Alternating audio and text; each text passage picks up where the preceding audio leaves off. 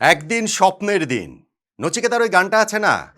বাংলাদেশ দলের এই ডারউইন টেস্টের থিম সং হিসেবে এটাকে নিলে প্রথম দিন সেটা প্রযুক্ত ছিল। দ্বিতীয় দিন এসে গানটার একটুখানি বদলে দিতে হবে। ২ দিন স্বপ্নের দিন। ভাই বাংলাদেশ অস্ট্রেলিয়ার বিপক্ষে প্রথম ২ দিন যেই ক্রিকেটটা খেললো সেটা বিশ্বাস হচ্ছে না। সত্যি, সত্যি অবিশ্বাস্য। সত্যি, সত্যি রূপকথার মতো। সব রূপকথার শেষটা তো আনন্দময় হয় না। কিন্তু প্রথম ২ দিন রূপকথার প্লটটা আমরা যেভাবে সাজিয়েছি, বাংলাদেশ যেভাবে সাজিয়েছে, নাজমুল হোসেন শান্তর দল যেভাবে সাজিয়েছে, তাতে একটা অবিশ্বাস্য হিরণ্ময় কীর্তি ঘটে গেলেও যেতে পারে। অস্ট্রেলিয়ার মাটিতে অস্ট্রেলিয়াকে বাংলাদেশ টেস্ট হারালেও হারাতে পারে।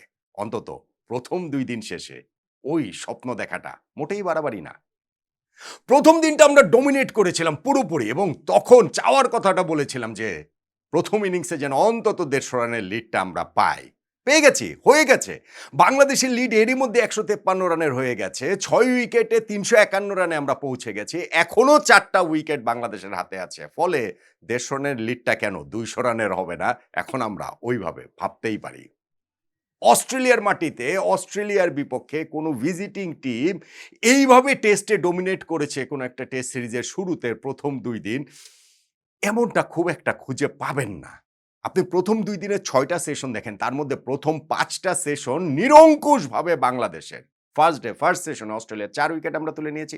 সেকেন্ড সেশনে আরও ৪ উইকেট। থার্ড সেশনে শেষ ২ উইকেট তুলে নিয়ে তাদেরকে ১৯৮ রানে অল আউট করে দেবার পর বাংলাদেশ ১ উইকেটে ৯৬ রান নিয়ে দিনের খেলা শেষ করেছে। ১০২ রানে মাত্র অস্ট্রেলিয়া থেকে পিছিয়ে থেকে।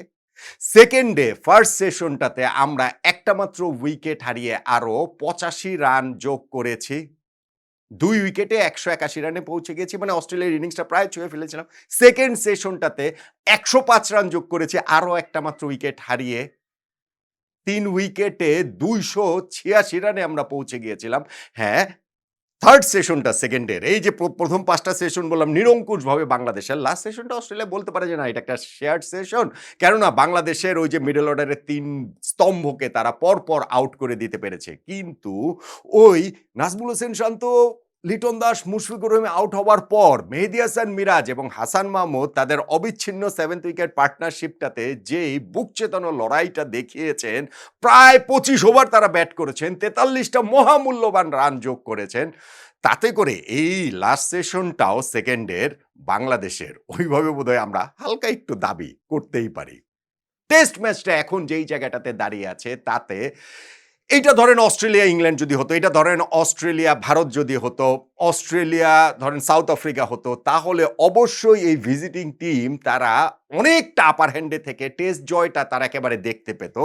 বাংলাদেশ ঠিক আছে আমরা হয়তো ওরকমভাবে এখনো বলতে পারছি না। কিন্তু অস্ট্রেলিয়াকে ১৯৮ রানে অল আউট করে দেবার পর ৬ উইকেটে ৩৫১ রান, ১৫৩ রানের লিড এরই মধ্যে হয়ে গেছে। টেস্টের ২ দিন শেষে এই অবস্থায় বাংলাদেশ অবশ্যই আপার হ্যান্ডে আছে এবং অবশ্যই এই জায়গাটা থেকে বাংলাদেশকে জয়ের জন্য পুশ করব। আমরা করব। কতটা পারি না পারি এই ধারাবাহিকতার কত ধরে রাখতে পারি সেটা সামনে দেখা যাবে। প্রথম দিনটা অত স্বপ্নের মতো কাটার পর সেকেন্ড ডেতে বাংলাদেশের কলাপসের একটা আশঙ্কার জায়গাটা তো অনেকেরই ছিল। থাকাটা স্বাভাবিক। আমি ওইটাতে তাদেরকে কোনো দোষ দেই না। কেউ আছেন অতি হতাশাবাদী, তাদের কথা বাদ দিয়েই আমি বলি। কিন্তু সেকেন্ড ডেটাও বাংলাদেশ একেবারে রাইজ টু দ্য অকেশন। এই অকেশনে ঠিক যেরকম করার কথা ঠিক সেরকমই করেছেন এবং সেইখানটাতে ব্যাটসম্যানদের মধ্যে লিড করেছেন কে? তানজিদ হাসান তামিম। সেঞ্চুরি করেছেন। অস্ট্রেলিয়ার মাটিতে সেঞ্চুরি। অস্ট্রেলিয়ার মাটিতে প্রথম টেস্ট খেলতে নেমেই সেঞ্চুরি। সেই ১৯৬৪ সালে পাকিস্তানের হানিফ মোহাম্মদের পর ২য় ব্যাটসম্যান হিসেবে তিনি এই কাজটা করলেন যে অস্ট্রেলিয়ার মাটিতে মানে এই এত বছর পরে প্রথম টেস্ট খেলতে নেমেই তিনি সেটা সেঞ্চুরিতে কনভার্ট করলেন। মমিনুল হকের সঙ্গে তার যে অবিচ্ছিন্ন ৬০ রানের পার্টনারশিপ ছিল সেই পার্টনারশিপটাকে ১০০ প্লাসে নিয়ে গিয়েছেন। মমিনুল ৪৯ রানে পৌঁছে যাওয়ার পর তিনি হ্যাজেলউডের বলে তিনি ক্যাচ দিয়ে আউট হয়ে গেলেন। এই একটা পার্টনারশিপ আমাদের ব্রেক হলো। রিদম ব্রেক হওয়ার একটা আশঙ্কা তো ছিল। কিন্তু সেই রিদমটা ব্রেক হয়নি। কেননা নাজমুল হোসেন শান্তর সঙ্গে আবারও একটা বড় পার্টনারশিপ ৯৩ রানের হলো সেই তানজিদ হাসান তামিমের। যেই কারণে আমরা ফার্স্ট সেশন ডমিনেট করার পর সেকেন্ড সেশনটাও আমরা পুরো মাত্রায় ডমিনেট করলাম।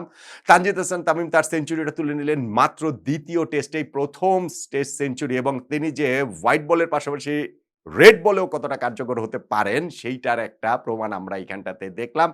সেঞ্চুরি করেছেন তিনি ১৮৮ বলে এবং এর পরপর ১০১ রানেই তিনি আউট হয়ে গিয়েছেন। একটা বিগ শট খেলার চেষ্টায় নাথান লায়নকে লং অফে ভালো একটা ক্যাচ মিচেল স্টার্ক ধরেছেন। কিন্তু ওই যে ২ সেশনে ২ টা উইকেটও কি আমরা হারাবো না নাকি? ঠিক আছে হারালাম। তবে থার্ড সেশনটা যখন বাংলাদেশ শুরু করে, বাংলাদেশ খুবই ডমিনেটিং অবস্থায় আমরা ছিলাম। আমরা ৩ উইকেটে ২৮৬ রানে আমাদের লিডটা প্রায় ১০০ র কাছাকাছি হয়ে গিয়েছে। আমাদের ৭ উইকেট হাতে রয়েছে। কিন্তু ওই জায়গাটাতে টেস্ট ম্যাচ কোথাও না কোথাও অস্ট্রেলিয়া তো কামব্যাক করবেই, করবে না? তারা ওই জায়গাটাতে একটা কামব্যাক করেছে এবং নতুন বলে ৬ ওভারের মধ্যে ১১ রানের মধ্যে তারা বাংলাদেশের ৩ টা উইকেট তুলে নিয়েছে মহামূল্যবান। নাজমুল হোসেন শান্তকে আউট করেছেন। ওই জায়গাটাতে একটু জশ হ্যাজেলউডের লাফিয়ে ওঠা বলটাতে স্লিপে স্টিভেন স্মিথের ক্যাচ দিয়ে তিনি আউট হয়েছেন। শান্ত আসলে সেঞ্চুরিটা তিনিও ডিজার্ভ করতেন। ৮৪ রান করে আউট হয়েছেন। ক্যাপ্টেন হিসাবে তিনি ওই জায়গাটাতে খুবই ভালো একটা পার্টনারশিপটা ওইখানটাতে থার্ড সেশনে কিছু করেছেন। তিনি যখন মুশফিকুর রহিমের সঙ্গে তার একটা পার্টনারশিপ হয়েছিল ৬৬ রানে, সেই পার্টনারশিপটা ব্রেক হলো। লিটন দাস এই টেস্টে অনেক নাটকীয়তার পর ইনজুরি ঝেড়ে তিনি খেলেছেন। তবে ০ রানেই তিনি আউট হয়ে গিয়েছেন। তিনিও ওই জায়গাটাতে মিচেল স্টার্কের বলে শরীরের অনেক বাইরের একটা বল তাড়া করতে গিয়ে কোনো প্রয়োজন ছিল না। তিনি ক্যাচ দিয়ে স্লিপে আউট হয়ে গেলেন এবং মুশফিকুর রহিম খেলবেন কি ছাড়বেন এই দোনোমনো ভাব থেকে তিনিও ক্যাচ দিয়ে আউট হয়ে গেছেন স্লিপ কর্ডনে এবং ৩৬ রান করে বাংলাদেশ ওই জায়গায় পরপর ৩ টা উইকেট হারিয়ে আমরা একটুখানি বেকায়দা বলব না, কোণঠাসা বলব না। কিন্তু আমাদের যেই আধিপত্য ছিল সেই জায়গাটা একটুখানি নড়বড়ে হয়ে যায়। সেইটা আবার ফিরে আসে মেহেদী হাসান মিরাজ এবং হাসান মাহমুদের অবিচ্ছিন্ন ৭ম উইকেটের ওই পার্টনারশিপে।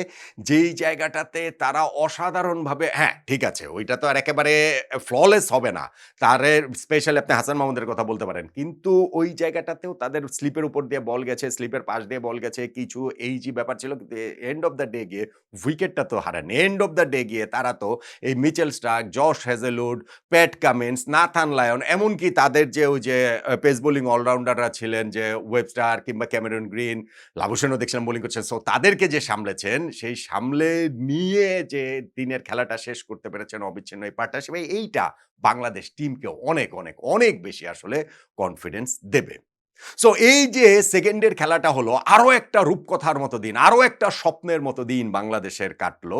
সেইখানটাতে মোমেন্ট অফ দ্য ডে কোনটা ওইটা নিয়ে তো আলোচনা করছি। হ্যাঁ, তানজিদ হাসান তামিম যে সেঞ্চুরিটা করেছেন সেইখানে তিনি আগের দিন ০ রানেই একটা লাইফ পেয়েছেন। এই দিনও তিনি ৬২ রানে একটা লাইফ পেয়েছেন। স্টিভেন স্মিথ তার ক্যাচ ফেলেছেন।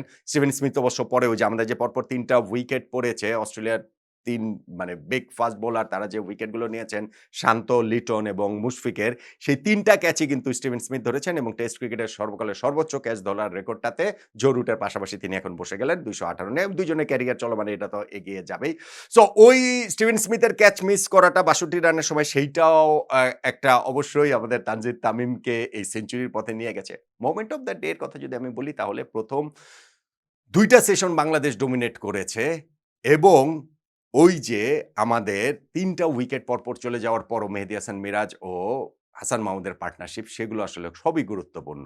ম্যাচের কনটেক্সট একরকম, বাংলাদেশের কনটেক্সট একরকম। আমি যদি বাংলাদেশের কনটেক্সটে বলি তাহলে ভাই অস্ট্রেলিয়ার মাটিতে সেঞ্চুরি এইটা চারটিখানি কথা না, এইটা মুখের কথা না এবং ১ম টেস্ট খেলতে আমি বললাম না ১৯৬৪ সালে পাকিস্তানের হানিফ মোহাম্মদের পর হচ্ছে গিয়ে এইটা আমাদের তানজিদ তামিম করেছেন। ফলে তার ওই সেঞ্চুরির মুহূর্তটাই আমার কাছে মোমেন্ট অফ দ্য ডে। আর যদি আপনি দিনের কনটেক্সট একেবারে পিওর ক্রিকেটীয় পয়েন্ট অফ ভিউ থেকে দেখেন তাহলে অবশ্যই অস্ট্রেলিয়া যে ৩ টা উইকেট নতুন বলটা নিয়েই তারা ৬ ওভারের মধ্যেই বাংলাদেশের ওই ৩ টা উইকেট তুলে নিল সেইটা মোমেন্ট অফ দ্য ডে। এই ২ টাকেই একটা হচ্ছে গিয়ে ম্যাচের কনটেক্সটে, ডে এর কনটেক্সটে, ক্রিকেটীয় কনটেক্সটে আর আরেকটা হচ্ছে গিয়ে বাংলাদেশের পার্সপেক্টিভ। বাংলাদেশের এই অর্জনের জায়গাটা থেকে তানজিদ হাসান তামিমের সেঞ্চুরির মুহূর্তটা আমার কাছে মোমেন্ট অফ দ্য ডে। আর ডের হিসাব করলে ওই অস্ট্রেলিয়ার সেকেন্ড নিউ বলে ৩ টা উইকেট তুলে নেওয়া অবশ্য ৩ টা উইকেট তুলে নেওয়ার পর তো আবার মিরাজ এবং হাসান মাহমুদের যে পার্টনারশিপ সেইটাকেও আপনি বড় করেও যদি ধরেন মোমেন্ট অফ দ্য ডে এর বাইরে রাখবেনটা কিভাবে?